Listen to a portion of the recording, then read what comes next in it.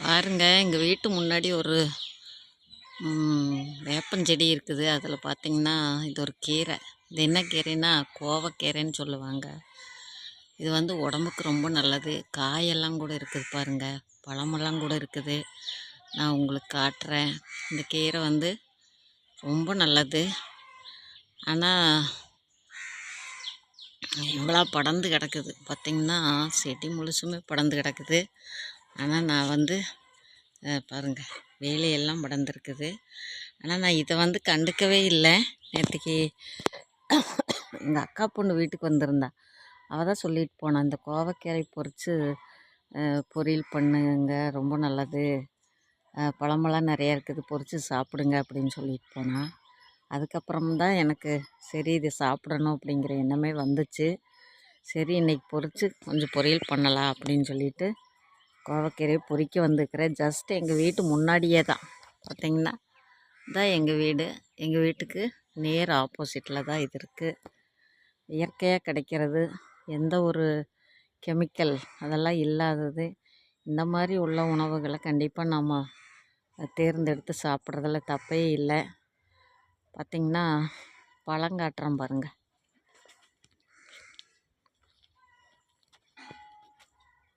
பார்த்திங்களா, தெரியுதா பழம்? இந்த பழம் சாப்பிடலாம். இந்த காயை பொரித்து நம்ம பொரியலும் கூட பண்ணலாம். பார்த்திங்களா, காய் இது பொரித்து பொரியல் பண்ணலாம். உடம்புக்கு ரொம்ப நல்லதுன்னு சொல்லுவாங்க. சிறுநீர் பிரியருக்கு ரொம்ப உதவி செய்யுன்னு சொல்லுவாங்க. இந்த மாதிரி கீரையெல்லாம் கிடச்சதுன்னா கண்டிப்பாக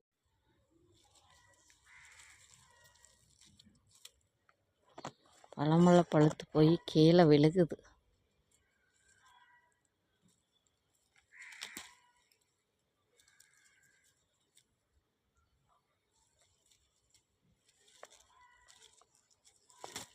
காய் இருக்குது பாருங்கள், காய் பொரிக்கிறேன், பொரிச்சிட்டு உங்களுக்கு காட்டுறேன்.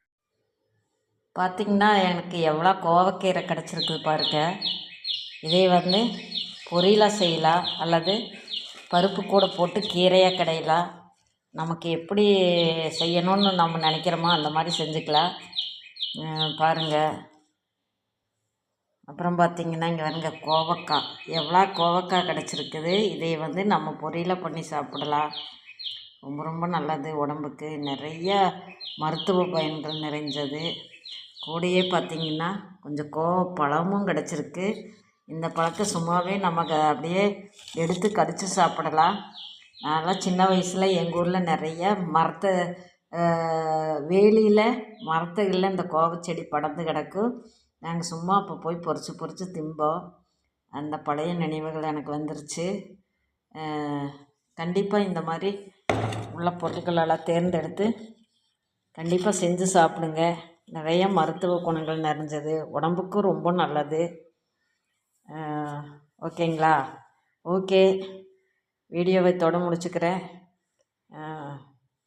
இது மாதிரி கிடச்சதுன்னா, இயற்கையாக கிடச்சதுன்னா கண்டிப்பாக சாப்பிடுங்க. சரிங்களா? ஓகே, பாய்.